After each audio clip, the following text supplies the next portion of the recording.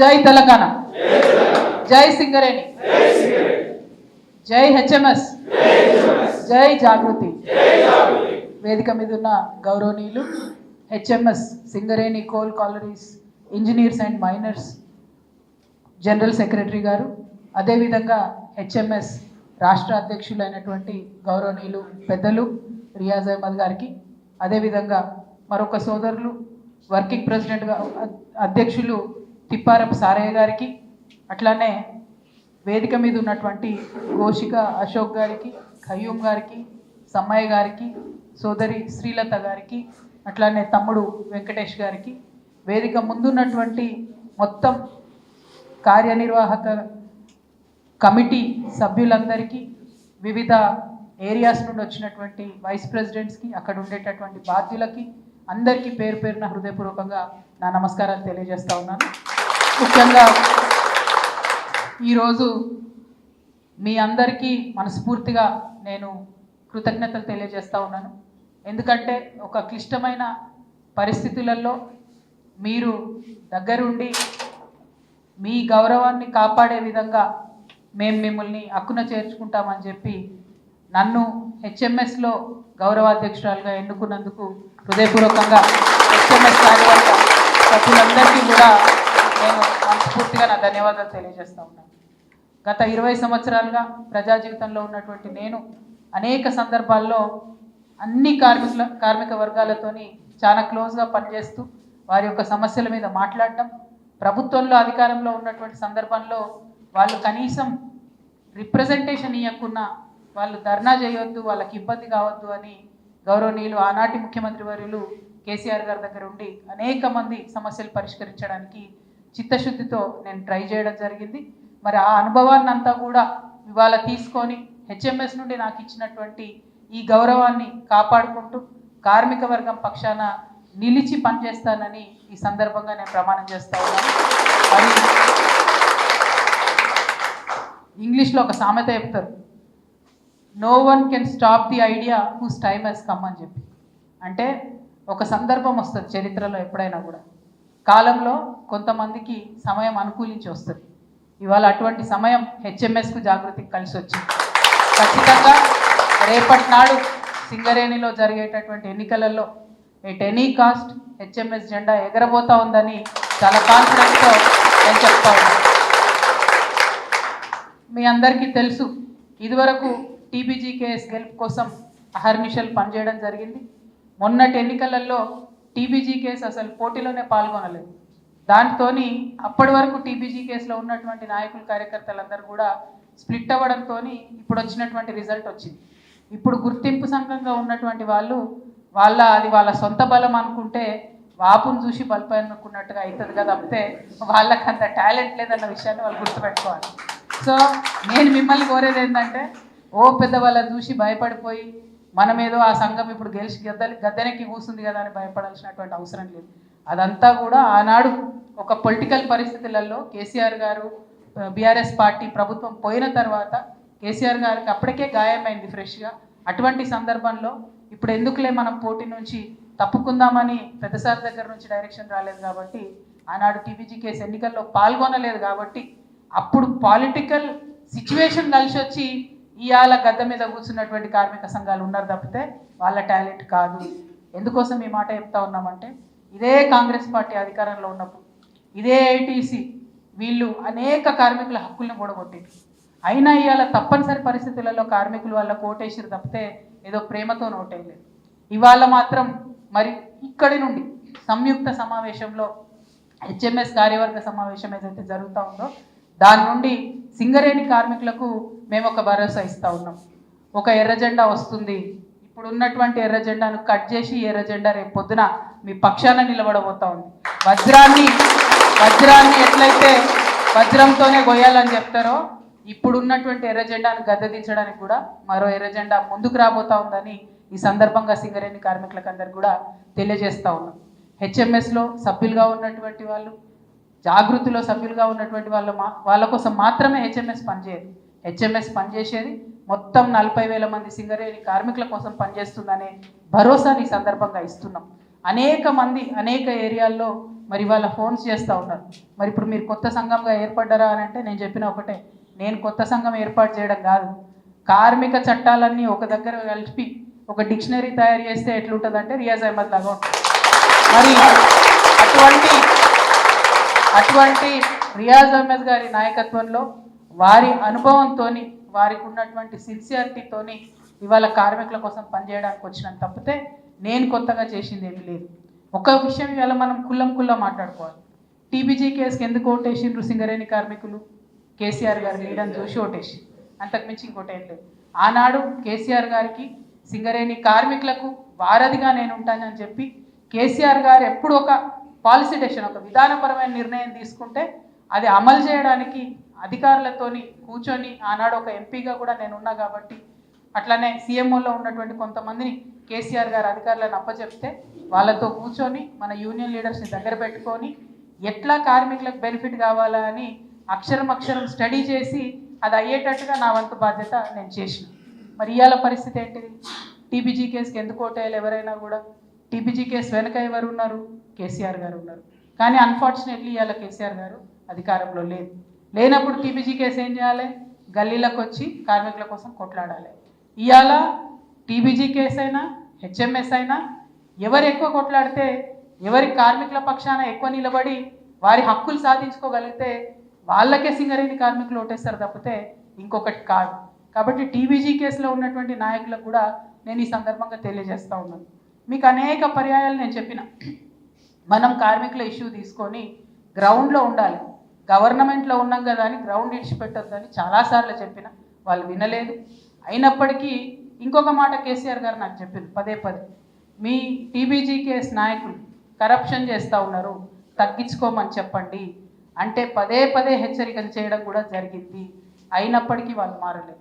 ఇక మూడో అంశం, అనేక సార్లు నేను చెప్పిన, 20,000 మంది యువమిత్రులను ఇవాళ మనం ఉద్యోగాలు ఇచ్చి కొత్తగా సింగరేణిలోకి తీసుకున్నాం. మరి ఇప్పుడు వచ్చినటువంటి యువ నాయకత్వానికి కార్మికుల చట్టాల పట్ల అవగాహన, వారికి ఒక నాయకత్వ లక్షణాన్ని అలవాటు చేయాల్సినటువంటి బాధ్యత టీబీజీ కేసు మీద ఉంటుంది. కాబట్టి మీరు కేంద్ర కమిటీలో యువకుల్ని తీసుకోండి, 60-70% యువమిత్రులను వేసుకొని ముందుకెళ్ళండి అని పదే చెప్తే కూడా ఏనాడు యువతను ప్రోత్సహించినటువంటి పాపాన టీబీజీ కేసు పోలేదు. ఇవాళ యువతను ప్రోత్సహించలేదు కాబట్టి ఏమవుతుంది? ఇవాళ కార్మికులు, సింగరేణి కార్మికులు అత్యంత అవసరం ఏమున్నది? 20-30 వేల మంది యువకులు ఉంటే అందరికీ చిన్న పిల్లలు ఉన్నారు. వాళ్ళకి అర్జెంటుగా ఏమన్నా ఇబ్బంది ఉంటే హాస్పిటల్కి పోవాల్సిన పరిస్థితి ఉంది. అంటే ఇవాళ హైయెస్ట్ అవసరం సింగరేణిలో హాస్పిటల్ కావాలి. ఒక్క నయా పైసా లేకుండా క్యాష్లెస్గా ఫ్రీగా సింగరేణి కార్మికులకు ట్రీట్మెంట్ కావాలి. ఎన్నడన్నా మాట్లాడిన టీబీజీ కేసు నాయకులు ఈ విషయాన్ని దయచేసి ఒక్కసారి కార్మిక మిత్రులు ఆలోచించుకోవాలి. నిన్నటిదాకా ఉన్న సంఘాన్ని విమర్శ చేస్తున్నాం అనేటటువంటి ఆలోచన కొంతమందికి రావచ్చు, కానీ చెయ్యాలి. మార్పు రావాలంటే, కార్మికులకు మేలు జరగాలంటే ఒక సంఘంలో చేయలేనటువంటి పనులు ఇంకో సంఘం చేపడితేనే మనం ముందుకెళ్తాం. రేపటి నాడు హెచ్ఎంఎస్ కూడా కార్మికులకు సంబంధించిన వైద్య అవసరాల గురించి మాట్లాడకపోతే హెచ్ఎంఎస్ కూడా ముందుకు పోయే పరిస్థితి ఉండదు. అందుకే కేసీఆర్ గారు ఆనాడు ఎట్లా అయితే తన కన్నబిడ్డల్లాగా సింగరేణి కార్మికుల కోసం ఆలోచన చేసిందో వారి ఆలోచన విధానాన్ని తీసుకుంటాం, అట్లానే కొట్లాడతాం. కాకపోతే ఇవాళ వారు అధికారంలో లేరు కాబట్టి కొట్లాడాల్సింది కాంగ్రెస్ పార్టీ మీద. కాబట్టి ఆ కొట్లాడే వరుసలో ముందు వరుసలో హెచ్ఎంఎస్ జాగృతి యొక్క కూటమి ఉంటుందని చెప్పి ఈ సందర్భంగా మరి మీ అందరితో ఇంకొక మాట కూడా చెప్పాలి. రియాజ్ అన్న ఒక మాట అన్నాడు, మేము మిమ్మల్ని ఇయాలటి నుంచి కామ్రేడ్ అని పిలుస్తా అని. ఐ వెల్కమ్ ఇట్ అన్న. ఎందుకంటే 20 సంవత్సరాలు ఏ పార్టీ కోసం అయితే కష్టపడ్డామో ఆ పార్టీ కాదు పొమ్మంటే మీరు బ్రదర్స్ ఇన్ బ్లడ్ లాగా, బ్రదర్స్ ఇన్ రెడ్ లాగా నా దగ్గరకు వచ్చి నన్ను హక్కున చేర్చుకొని నా ఆత్మగౌరవాన్ని నిలబెట్టినందుకు ఖచ్చితంగా మిమ్మల్ని కామ్రేడ్గా, మీకు ఒక సోదరిగా, మీతో పాటు కలిసి అడుగులో అడిగేసేటటువంటి వ్యక్తిగా కలిసి నడుస్తానని కూడా ఈ సందర్భంగా నేను తెలియజేస్తా ఉన్నాను. మరొక మాట మీ అందరికీ తెలిసిందే, ఆనాడు కేసీఆర్ గారు ఏం చేసిరంటే బయట ప్రభుత్వ ఉద్యోగులకు 60 సంవత్సరాల నుంచి 61 సంవత్సరాల వయసు పెంచింది. కానీ సింగరేణిలో మనం అది సాధించుకోలేకపోయినాం. ఐ థింక్ అది చాలా ఇంపార్టెంట్ ఇష్యూ అన్న రియాజ్ అన్న గారితో కూడా నిన్న మాట్లాడుకున్నాం. ఆ అంశాన్ని కూడా ముందుకు మనము తీసుకెళ్లాలని చెప్పి ఈ సందర్భంగా ఒక ఆలోచన మీతో షేర్ చేసుకుంటా ఉన్నాం. At the same time medical board నిన్నగాక మనం చూసినాం కాంగ్రెస్ పార్టీ చేసినటువంటి కరప్షన్. అంతమందిని సంవత్సరం పాటు ఆపి తర్వాత సడన్గా ఒక నలుగురికి ఇచ్చి మిగతా వాళ్ళందరూ బొమ్మంటే మరి చాలా దారుణమైన పరిస్థితులలో వాళ్ళు ఉన్నారు. వాళ్ళ పక్షాన ఖచ్చితంగా నిలబడతామని ఈ సందర్భంగా తెలియజేస్తూ, మరి సింగరేణి సమస్యల మీద కాంగ్రెస్ పార్టీ స్పందించకపోతే ఇందాక ఒక తమ్ముడు చెప్పినట్టు సింగరేణి భవన్ని ఖచ్చితంగా ముట్టడిస్తామని కూడా ఈ సందర్భంగా తెలియజేస్తా ఉన్నాం. మీరు అక్కడ ఉండేటటువంటి కార్మికులు ఉద్యోగాలు చేసే వాళ్ళు ఇక్కడికి రాలేకపోయినా హైదరాబాద్ మహానగరంలో జాగృతికి వేలాది కార్యకర్తలు ఉన్నారు. హైదరాబాద్ నడిబొడ్డున ఉన్నటువంటి సింగరేణి భవన్ ముట్టడికి జాగృతి కార్యకర్తలు ఎప్పుడంటే అప్పుడు సిద్ధంగా ఉంటామని కూడా ఈ సందర్భంగా మీకు తెలియజేస్తూ ఉన్నాను. అదేవిధంగా మనం ఒక మాట మాట్లాడుకున్నాం. ఒకప్పుడు ఉమ్మడి ఆంధ్రప్రదేశ్లో కూడా మన వైపు తెలంగాణలో కనీసం మనకు ఉద్యోగాలు లేనటువంటి సందర్భంలో కూడా మనకు అన్నం పెట్టినటువంటి సిరులవేణి మన సింగరేణి. అటువంటి సింగరేణి సంస్థ ఎట్టి పరిస్థితుల్లో కూడా నిర్వీర్యం కాకూడదు. ఇప్పుడున్నటువంటి కాంగ్రెస్ ప్రభుత్వం చేస్తున్నటువంటి కుట్ర, మనకు కొత్త మైన్స్ రాకున్నా వాళ్ళు సపోర్ట్ చేస్తలేరు. ఇక్కడ ఈ అందానికి ఇక్కడ తెలంగాణలో సింగరేణి నడపలేని వాళ్ళు కర్ణాటకలో పోయి బంగారు మైన్ కొన్నారంట, అట్లనే రాజస్థాన్లో పోయి పవర్ ప్లాంట్ పెట్టిరంట, ఇంకెక్కడో పోయి ఇంకేదో చేస్తున్నారు, ఒరిస్సాలో పోయి నైని అనే మైన్ తెరుస్తున్నారు.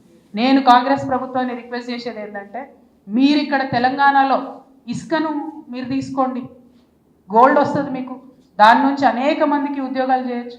అదేవిధంగా అన్న ఇందాక ప్రపోజ్ చేసినట్టు బయ్యారం ఉక్కు ఉంది మనకు, అక్కడ ఒక ఫ్యాక్టరీ పెట్టుకోండి, కేంద్ర ప్రభుత్వాన్ని ఒప్పించండి, ఖచ్చితంగా ఇంకా వేలాది మందికి ఉద్యోగాలు ఇచ్చేటటువంటి ఆస్కారం ఉంటుంది. ఇతర మైన్స్ అండ్ మినరల్స్ తెలంగాణలో ఏవైతే ఉన్నాయో ముందు వాటి మీద దృష్టి సారించండి. మీరు వేరే రాష్ట్రానికి పోండి, ఇబ్బంది ఏం లేదు. కానీ ఎట్లయితే మన రాష్ట్రంలో బొగ్గు బ్లాకులు వేరే వాళ్ళకు వేలం వేయొద్దని అడుగుతామో భారతదేశం అంతా కూడా అదే పరిస్థితి వస్తుంది ఫ్యూచర్లో. కాబట్టి ముందు జాగ్రత్తగా మన రాష్ట్రంలో ఉన్నటువంటి మైన్స్, మన రాష్ట్రంలో ఉండేటటువంటి మినరల్ సంపద ఏదైతే ఉంటుందో దాన్ని మీ కంట్రోల్లోకి తీసుకొని, ఇవాళ సింగరేణిలో 39,000 మంది ఉన్నాం, దాన్ని 60-70,000 లక్ష మందికి పెంచుకునేటట్టుగా ఉద్యోగాలు ఇచ్చేటటువంటి ఖనిగా మార్చమని మన కాంగ్రెస్ ప్రభుత్వాన్ని డిమాండ్ చేస్తూ ఉన్నాం. కానీ అన్ఫార్చునేట్లీ ఘోరం ఏంటంటే కాంగ్రెస్ పార్టీ ముట్టుకుంటే పైసలు అడుగుతుంది. కాంగ్రెస్ పార్టీ అంటేనే కరప్షన్. ఇందాక ఒక అన్న చెప్పిండు, ఆఫీసర్లు ఎంత దిగజారిపోయిందంటే ఈ కాంగ్రెస్ పాలనలో గూగుల్ పే చేసేంత చిన్న డబ్బులతో కూడా సింగరేణి నడిపిస్తున్నారంటే ఇది నిజంగా సిగ్గుచేటు, అవమానం. నేను గౌరవ ముఖ్యమంత్రి గారిని, ఉప ముఖ్యమంత్రి గారిని డిమాండ్ చేస్తూ ఉన్నాను, మీరు సింగరేణిలో జరిగేటటువంటి ప్రతి కాంట్రాక్ట్ని కూడా రివ్యూ చేయండి. నేను కౌన్సిల్లో ఎమ్మెల్సీగా ఉన్నప్పుడు, ఇప్పుడంటే రిజైన్ చేసినాం, ఎమ్మెల్సీగా ఉన్నప్పుడు కౌన్సిల్లో కూడా నేను అడిగిన, జైపూర్ పవర్ ప్లాంట్లో కేసీఆర్ గారు దిగిపోయినప్పటికీ ఇప్పటికీ ఎట్లా 3-4 వేల కోట్లు పెరుగుతుంది అని అడిగినాం. దాని గురించి ఇంతవరకు మాట్లాడతలేరు.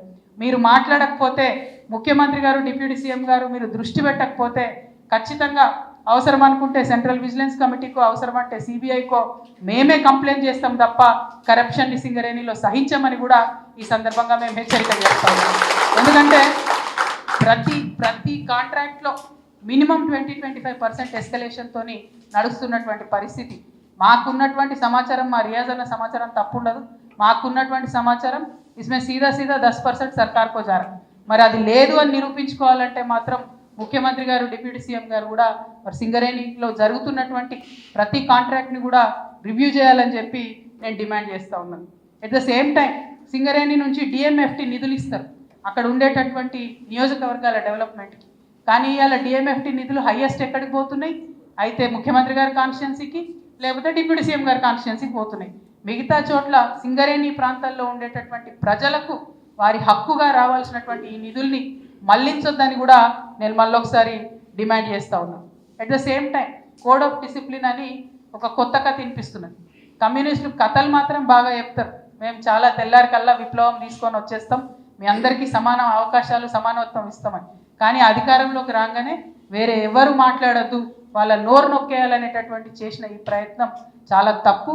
ఇది పోయే విధంగా ఖచ్చితంగా రియాజ్ అన్న గారు వారి ఆలోచనతోని మరి ఎట్లా చేద్దామంటే దాన్ని అట్లా చేద్దాం. అయినా 3 నెలల ముచ్చటనే ఇక వాళ్ళది, వాళ్ళు దిగిపోయేదే, ఆ తర్వాత మనమే వచ్చేది, హెచ్ఎంఎస్ఏ వచ్చేది. కాబట్టి దాని మీద అదేవిధంగా మీ అందరికీ తెలుసు, మనం మాట్లాడుకున్నటువంటి అంశాలు ముఖ్యంగా మహిళా కార్మికులు ఒక 3,000 మంది అలా సింగరేణిలో ఉన్నారు. వారికి సంబంధించి, వారి సంక్షేమానికి సంబంధించి, వారికి రావాల్సిన వసతులకు సంబంధించి కూడా హెచ్ఎంఎస్ వారి పక్షాన నిలబడుతుందని ఈ సందర్భంగా తెలియజేస్తా ఉన్నాను. బాధాకరం ఏంటంటే ఏదైతే మనకు అప్లికేషన్ పెట్టుకుంటే చాలు మనం వారసత్వ ఉద్యోగాలు ఇవ్వాలనుకున్నామో అందులో కొత్త కొత్త కొరీలు పెట్టి 10th క్లాస్ కంపల్సరీ ఉండాలి అంట. ఇది ఎప్పటి నుంచి వచ్చింది? చదువుకు సింగరేణి ఉద్యోగానికి సంబంధం ఎక్కడి నుంచి వచ్చింది? కేవలం ఇప్పుడు 10th క్లాస్ లేదు అనేటటువంటి ఒక ఆలోచనతోని దాదాపు 470 అప్లికేషన్లు పెండింగ్ పెట్టిండ్రు. మేము సింగరేణి చైర్మన్ అండ్ సిఎండి గారు కూడా చెప్తా ఉన్నాం, మీరు ఇది తప్పు కొత్త కొత్త జీవోలు తీసుకొచ్చి ఎక్కువ మంది ఉద్యోగస్తులకు రాకుండా సింగరేణిలో ఎంప్లాయ్మెంట్ పెరగకుండా చేస్తూ ఉన్నారు. ఇది కరెక్ట్ అప్రోచ్ కాదు. సింగరేణిలో చదువు ఉన్నా లేకున్నా ఉద్యోగాలు ఇచ్చేటటువంటి వెసులుబాటు ఉంది. మరీ ముఖ్యంగా వారసత్వ ఉద్యోగాలు కంప్లీట్గా చేయాలి కాబట్టి ఆ దిశగా ఆలోచన చేయాలని చెప్పి మేము చైర్మన్ గారికి కూడా తెలియజేస్తూ ఉన్నాం. అట్లానే అలియాస్ నేమ్స్ ఏవైతే ఉన్నాయో ఈ అలియాస్ నేమ్ మారు పేర్ల అంశం ఏదైతే ఉందో దీన్ని కేసీఆర్ గారు చాలా క్లారిటీగా చెప్పారు. అప్పుడు చూసి చూడనట్టుగా వదిలేయండి అని చెప్పి, అంటే ఆ 10 సంవత్సరాలు చూసి చూడనట్టుగా వదిలేసినాం, వేలాది మంది యువకులకు ఉద్యోగాలు ఇచ్చుకోగలిగినాం. ఇప్పుడు కూడా అదే పాలసీ కొనసాగాలి సింగరేణిలో. రియాజ్ అన్న చెప్పినట్టు సింగరేణి కార్మికుడు బాయిలకు దిగితే బయటికి వచ్చేదాకా కూడా మరి భారం అంతా దేవుని మీద వేసి దిగుతాడు తప్పితే సేఫ్టీ అనేటటువంటిది ఎవరు కూడా అష్యూర్ చేయలేరు. ఎంత టెక్నికల్గా జాగ్రత్తలు తీసుకున్నా ఎవరం కూడా అష్యూర్ చేయలేము. మరి అటువంటి హై రిస్క్ జాబ్ చేసినప్పుడు వాళ్ళకి ఎందుకు ఒక హ్యూమన్ అప్రోచ్తో మనం ఆలోచన చేయకూడదు? ఇది చైర్మన్ గారు ఆలోచించాలి, ఇది ముఖ్యమంత్రి గారు ఆలోచించాలి. సింగరేణిలో ఖచ్చితంగా డిపెండెంట్ ఎంప్లాయ్మెంట్ని కొనసాగించే విధంగానే ఉండాలని చెప్పి నేను డిమాండ్ చేస్తూ ఉన్నాను. అట్లానే అన్ని సంస్థలలో కూడా ఏదన్నా ఫ్యాక్టరీ పెట్టినప్పుడు భూమి పోతే ఖచ్చితంగా ఉద్యోగం ఇస్తారు. ఒక్క సింగరేణిలో మాత్రం అది లేదు. ప్రతిసారి లొల్లి పెట్టాలి, ప్రతిసారి కొట్లాడాలి. అధికారంలో ఉన్నప్పుడు కూడా లొల్లిపెట్టి నాకు సగం అయిపోయినా ఇప్పుడు కూడా నేను మళ్ళీ రిక్వెస్ట్ చేస్తూ ఉన్నా, ఒక పర్మనెంట్ సొల్యూషన్ దీనికి మనం కనుక్కోవాలన్నా అవసరం అంటే కేంద్ర ప్రభుత్వం మీద చట్ట సవరణ చేపించన్నా సరే గనుల కోసం భూమి అక్వైర్ చేసినప్పుడు భూ నిర్వాసితులకు ఉద్యోగం డెఫినెట్గా ఇవ్వాలనేటటువంటి ఆలోచన దయచేసి హెచ్ఎంఎస్ తరఫున చేద్దామనే విషయాన్ని మీ అందరి ముందు నేను ఉంచుతున్నాను. At the same time contract employees అంటే ఇక మనుషులే కాదన్నట్టుగా ట్రీట్ చేస్తున్నటువంటి సందర్భాన్ని చూస్తున్నాం మనం. మినిమం వేజ్ కాంట్రాక్ట్ ఎంప్లాయీస్కి ఇచ్చే విధంగా ఆనాడు నేను ప్రయత్నం చేసిన. మేము కాంట్రాక్టర్స్కి ఎవరైతే వర్క్ తీసుకునే ఏజెన్సీస్ ఉంటారో వాళ్ళతో కూడా సిఎండి గారితో మాట్లాడించి మినిమం వేజ్ ఇవ్వాలని ఆనాడు కంపల్షన్ క్రియేట్ చేయగలిగినాం. ఇప్పుడు అది జరుగుతుందో లేదో కొంత ముందుకెళ్ళి చూసుకోవాలి. ఎట్ ద సేమ్ టైం సింగరేణిలో ఉండేటటువంటి కాంట్రాక్ట్ ఎంప్లాయర్స్కి వారికి సేఫ్టీ, సెక్యూరిటీ, ఉద్యోగ భద్రత కోసం కూడా హెచ్ఎంఎస్ తరఫున ప్రయత్నం చేస్తామని కూడా ఈ సందర్భంగా నేను తెలియజేస్తూ ఉన్నాను. మరి సింగరేణి బాగుండాలంటే మాట్లాడినటువంటి చాలామంది చెప్పినటువంటి అనేక అంశాలను అడ్రస్ చేసేటటువంటి ప్రయత్నం నేను చేస్తూ ఉన్నాను. ముఖ్యంగా ఒక తమ్ముడు చెప్పిండు, కాంగ్రెస్ ప్రభుత్వం ఎట్లా అయిపోయిందంటే లాభాల్లో ఉన్న సింగరేణి సంస్థ నుండి 42,000 కోట్ల అప్పు తీసుకున్నారు. ఒకటి కాదు, రెండు కాదు. ఒక పక్కనేమో కాంట్రాక్ట్లలో అవినీతి చేస్తారు, ఇంకో పక్కనేమో రావాల్సిన డబ్బు చెల్లించకుండా 42,000 కోట్ల బకాయిలు సింగరేణి సంస్థకు పెడితే మరి రేపటి నాడు సంస్థ ఎట్లా నడుస్తుంది అన్న విషయం దయచేసి కార్మిక వర్గం కూడా ఆలోచించుకోవాలి.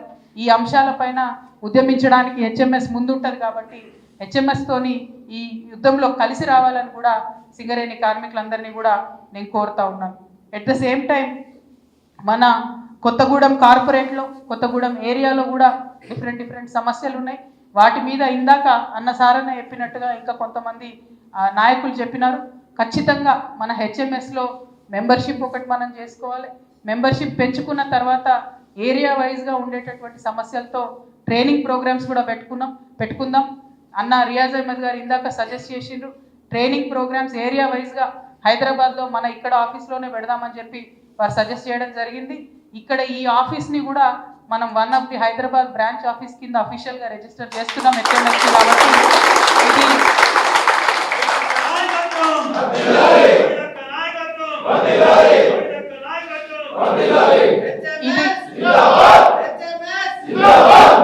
ఇది మన ఆఫీస్ అన్న విషయాన్ని కార్మికులందరూ కూడా దృష్టిలో పెట్టుకోండి. ఎప్పుడన్నా రావచ్చు, 24 గంటలు తలుపులు తెరిచే ఉంటాయి, ఇబ్బంది ఏమీ లేదు. మనం సింగరేణి ఏరియా వైజ్ ట్రైనింగ్స్ కూడా ఇక్కడ హైదరాబాద్ బ్రాంచ్ ఆఫీస్లో నిర్వహించుకుందామని ఈ సందర్భంగా తెలియజేస్తూ, ఇక చివరిగా అనేక అంశాలు ఉన్నాయి, కానీ చివరిగా ముఖ్యమైన అంశం, మనము ఎట్టి పరిస్థితులలో మన తెలంగాణలో ఉన్నటువంటి మైన్స్ని వేలంపాట వేయనిచ్చే ప్రసక్తే లేదు.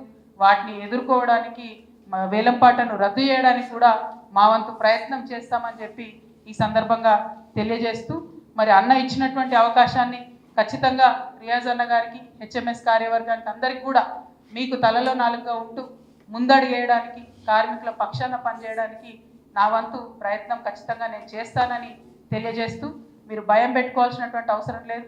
అక్కడ ఉన్నటువంటి జాతీయ సంఘాలు అయితే హెచ్ఎంఎస్ అనేటటువంటిది సుభాష్ చంద్రబోస్ పెట్టినటువంటి సంఘం. మనకేమి ధైర్యానికి కొదవలేదు. అన్న టైగర్లు అది అనొద్దన్నాడు, కానీ నేనేమంటా అంటే ఇంతమంది ఫైటర్స్ ఒక దగ్గర చేరితే ఖచ్చితంగా వీళ్ళందరినీ తెలంగాణ టైగర్స్ అనే అనాలి, వేరే ఆలోచన లేదు. మనందరం కూడా మన ప్రజల సంక్షేమం కోసం, మన కార్మికుల సంక్షేమం కోసం కొట్లాడాల్సినటువంటి అంశాన్ని గుర్తుంచుకుందాం, ముందుకెళ్దాం. ఎప్పుడు ఏ చిన్న ఇష్యూ మర్చిపోయినా కూడా మనందరం కూడా ఎజెండాని ఫిక్స్ చేసుకుంటూ ఏరియా వైజ్గా ఫైట్ చేసేటటువంటి ప్రయత్నం చేద్దాం. జాగృతి హెచ్ఎంఎస్ అనేటటువంటిది ఇంతకుముందు ఎవరో చెప్పిండ్రు 2 కళ్ళ లాంటిదని. నేను మాత్రం మీకు మళ్ళీ చెప్తున్నా, తెలంగాణ జాగృతికి అఫీషియల్ యూనియన్ ఏమి ఉండదు. అఫీషియల్ యూనియన్ అంటే హెచ్ఎంఎస్ఏ ఉంటుంది. కాబట్టి మనము ట్విన్ బ్రదర్స్ లాగా, కవల పిల్లల్లాగా పనిచేస్తున్నామనే విషయాన్ని ఆలోచన చేయండి. హెచ్ఎంఎస్ వేరు కాదు, జాగృతి వేరు కాదు. ఇద్దరం కలిసి పనిచేస్తేనే అది కార్మికుల సంక్షేమం కోసం చేసినట్టు అవుతుంది. ఇవాళ ఓన్లీ సింగరేణి కోసం చేస్తున్నాం. రేపటి నాడు అన్నను రిక్వెస్ట్ చేస్తున్నా నేను, అన్న రాష్ట్ర వ్యాప్తంగా కూడా అసంఘటిత రంగ కార్మికులకు సంబంధించినటువంటి అంశాలు ఏమున్నా కూడా మీరు చెప్పండి, అక్కడికి జాగృతి కలిసి వస్తుంది. ఎందుకంటే జాగృతి అంగన్వాడీల పక్షాన, ఆశా వర్కర్ల పక్షాన, అనేకమైనటువంటి కార్మిక రంగాల పక్షాన పనిచేస్తున్నటువంటి సంస్థ. కాబట్టి మీ యొక్క పిలుపునిస్తే ఎక్కడికంటే అక్కడికి మా వాళ్ళందరూ కూడా వచ్చి అల్టిమేట్గా కార్మికుల పక్షాన నిలబడి పనిచేస్తామని చెప్పి తెలియజేస్తూ, మరి హెచ్ఎంఎస్ జాగృతి అంటే new combination but winnowing combination తెలియజేస్తూ త్వరలోనే సింగరేణిలో ఎగరబోతున్నటువంటి ఈ ఎర్ర జెండాకు లాల్ సలాం తెలియజేస్తూ సెలవు తీసుకుంటున్నా. జై తెలంగాణ, జై సింగరేణి, జై హెచ్ఎంఎస్, జై జాగృతి.